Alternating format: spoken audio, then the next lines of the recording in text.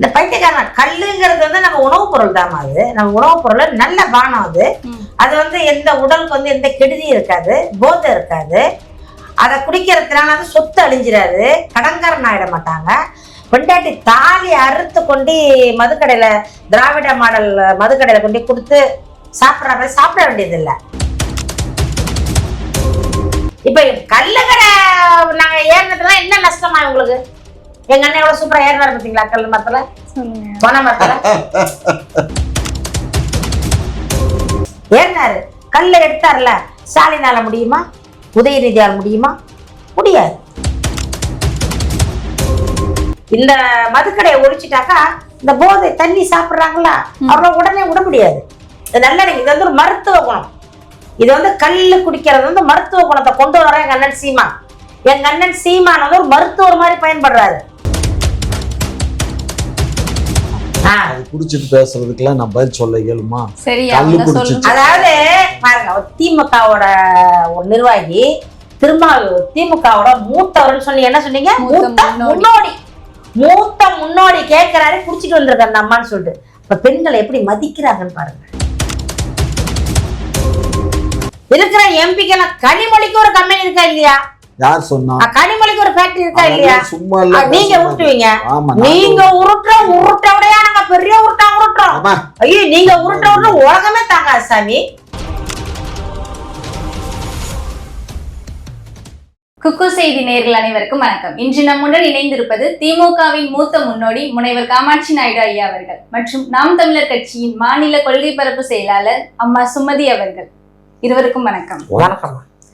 திரு சீமான் அவர்கள் கல் இறக்கும் போராட்டம் அப்படின்னு ஒண்ணு பண்ணியிருந்தாங்கல்ல, அதுக்கு கஞ்சாவும் இதுதானே இயற்கை தானே, அப்போ கஞ்சாவும் நீங்க வளர்ப்பீங்களா அப்படின்னு விசிகா எம்பி கேட்டிருக்காங்க. அதுக்கு என்ன பதில்? யாரு விசிகா எம்பி? பேரு ரவிக்குமார். ரவிக்குமாரா?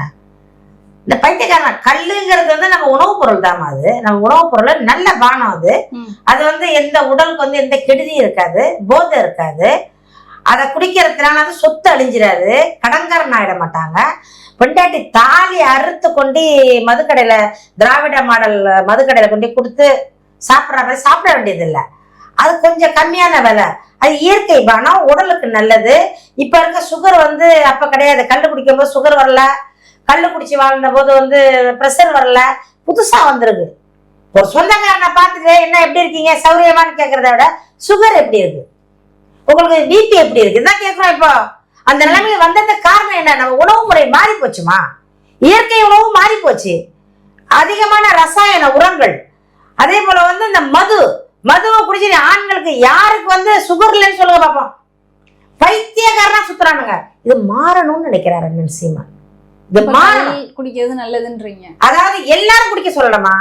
மதுவை குடிக்கிறவர்கள் கள்ள குடிக்கட்டும். விவசாய தொழில்மா, பனையேறிகள் நிறைய பேர் வாழ்ந்தாங்க. விவசாயிகளுக்கு அது ஒரு வாழ்வாதாரம். விவசாயிங்க பார்த்தீங்கன்னா வயலை சுத்தி பனைமரம் வச்சிருப்பாங்க.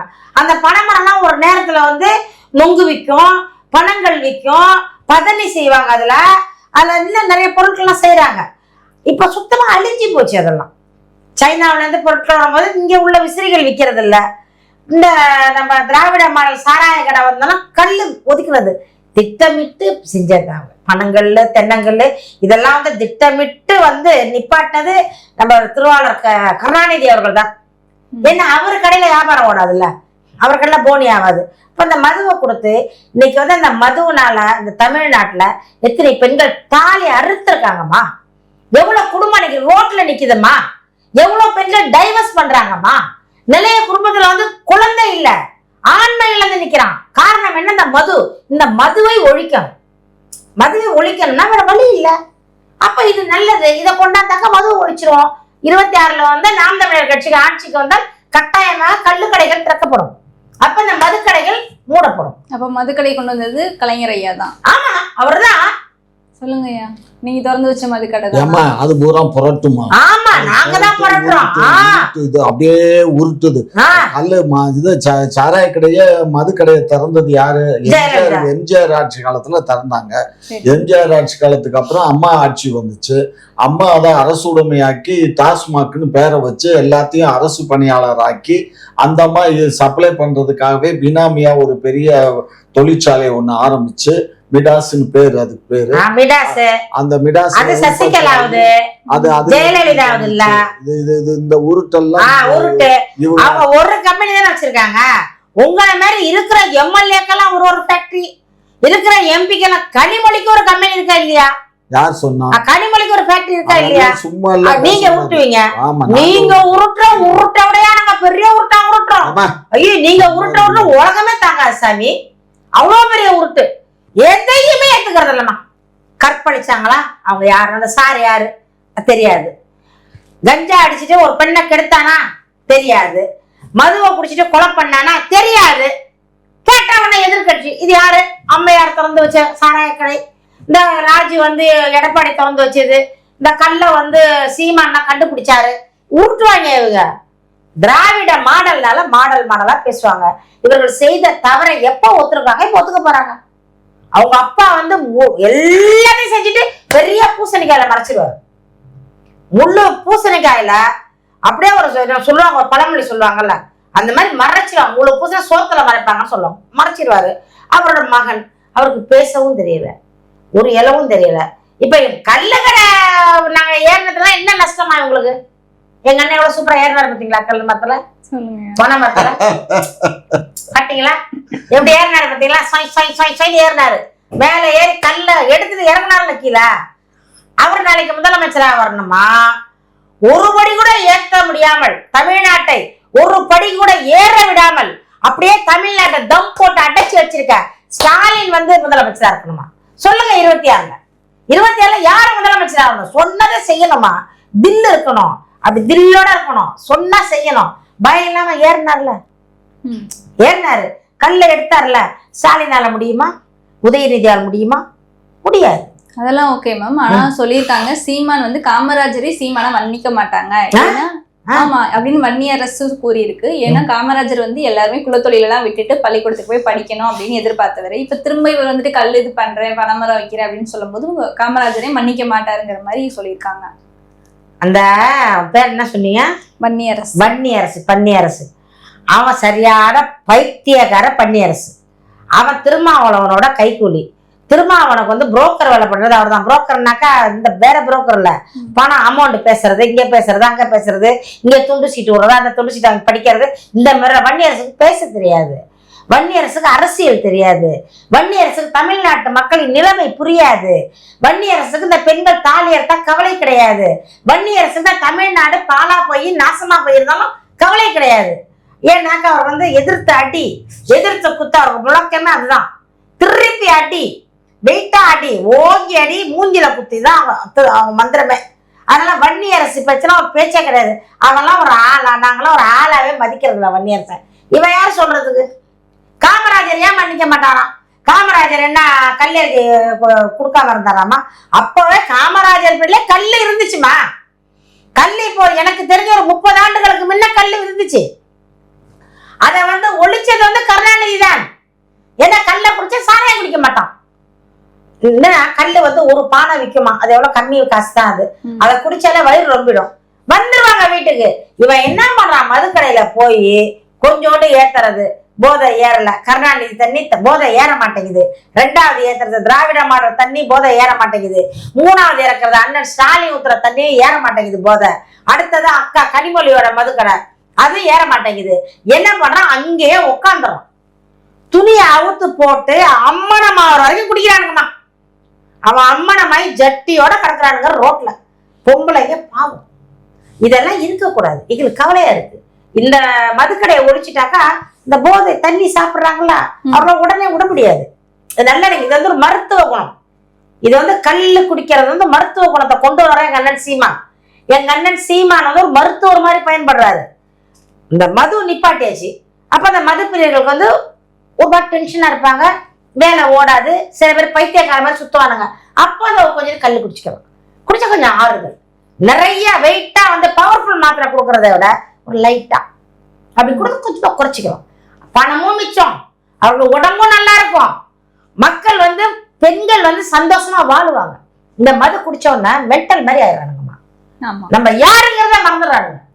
போகும்போது பார்த்தா உத்தவ மாதிரி, அம்மா பாய்மா போயிட்டு வர்றோம்மா, பார்த்து இருமா, கதவு உள்ள தாப்பால் போட்டுக்கம்மா, பசங்க எல்லாம் ஸ்கூல்ல இருந்து வந்து பார்த்துக்க மாட்டே போறானுங்க. சாயந்தரம் என்ன பண்ற, என்ன கதை தர மாட்டியா, தொறடி அப்படின்ட்டு வரானுங்க. காரணம் என்ன, அங்க வந்து திராவிட மாடல் மதுக்கடை உள்ள போயிடுது. இல்லைன்னு சொல்ல முடியுமா? உங்க திராவிட கட்சி செஞ்சதுலயே மிகப்பெரிய அளப்பரியது என்னன்னா இந்த மதுக்கடைய தெருவுக்கு 4 கடை திறந்ததுதான். இதுதான் நாங்க தொடர்ச்சியா பேசிக்கிட்டு இருக்கோம். ஒரு கடை குறைச்சிருக்காங்களாமா? உண்மையிலேயே மக்கள் மேல அக்கறை இருந்தால் கொஞ்சமாச்சும் இந்த மதுவை குறைச்சிருக்கணும். இல்ல இந்த ஆல்கஹால் அதுல போறதையும் குறைச்சிருக்கணும். அதுவும் இல்லை. என்னத்தை அதான் சொல்றோம், குடிகாரர்களே சொல்றாங்க இதுல என்னத்தை கலக்குறாங்கன்னு தெரியல. முன்ன மாதிரி இல்ல, போகும்போது அப்படியே போறோம், அப்படியே சாப்பிட்டோம்னா பைத்தியக்கார மாதிரி ஆயிடுறாங்க. கடையில வேலை செய்யலாம் சொல்றாங்க, நல்லாதான் வர்றாரு, அவரு போகும்போது பைத்தியம் ஆயிடுறாரு. சொல்லுங்கய்யா, உங்க ஆட்சியில இந்த மாதிரி எல்லாம் நடக்குதுன்னு சொல்றாங்க. எல்லா ஆட்சியிலும் அப்படித்தான். ஆனா உங்க ஆட்சியில ரொம்ப மோசமா இருக்குன்றது அப்படின்னு அந்த அக்கா சொல்லுது. அது வாய் புளிச்சதோ மாங்காய் புளிச்சதோன்னு என்னத்தை வேணாலும் கத்தும். அது கத்துறதுக்கெல்லாம் நான் பதில் சொல்ல இயலுமா? பைத்தியமா கத்துறதுக்கு நாட நாசமாக்கி குட்டிச்சவராக்கி மக்கள் எல்லாம் ரோட்ல விட்டு பிச்சை எடுக்க விட்டு படிக்கிற பிள்ளைலாம் கற்பழிச்சுக்கிட்டு இருக்கான். படிக்க வேண்டிய பிள்ளைலாம் கொலை பண்ணிட்டு உள்ள போறான். வண்டி ஓட்டுற பிள்ளை கஞ்சா அடிச்சு வண்டியை ஓட்டி ஆக்சிடென்ட் பண்ணி சாவுறானுங்க. இதெல்லாம் ஒரு கண்ணு தெரியாதா? கண்ணு என்ன இருக்கு இல்லையா உங்களுக்கு? திராவிட மாடல் இல்லையா? திமுக 4 வருஷம் ஆச்சு. என்னத்தை கருத்து கிழிச்சிருக்கு சொல்லுங்க, என்ன கருத்து இருக்கு சொல்லுங்க, எத்தைய புடுங்கி இருக்குன்னு சொல்லுங்க. ஒண்ணு செய்யல, வாய மட்டும் வாடகை வாயிருங்க. சொல்லுங்க. அந்த அம்மாவுக்கு சொல்லிச்சுல்ல ஒரு கால், அந்த அம்மா வந்து இந்த சாப்பிட்டா மூளை கலங்கிருன்னு சொல்லிச்சு இல்ல ஒரு நாள். அதை சாப்பிடும் போல. ஆமா, ஏன் சொல்ல மாட்டீங்க நீங்க? அதனால ஒண்ணும் இல்ல, அவங்க அண்ணன் கொடுத்திருப்பாரு, வந்தோடனே அவர்தான் ஊத்தி கொடுத்தாரு, மொந்த கொடுத்திருப்பாரு, மொந்தைய குடிச்சிட்டு வந்திருக்கோம். அது குடிச்சிட்டு பேசுறதுக்கெல்லாம் நான் பதில் சொல்ல இயலுமா? கல்லு குடிச்சிட்டு. அதாவது பாருங்க, திமுகவோட ஒரு நிர்வாகி திருமாவளவன் திமுகவோட மூத்தவர்னு சொல்லி என்ன சொன்னீங்க?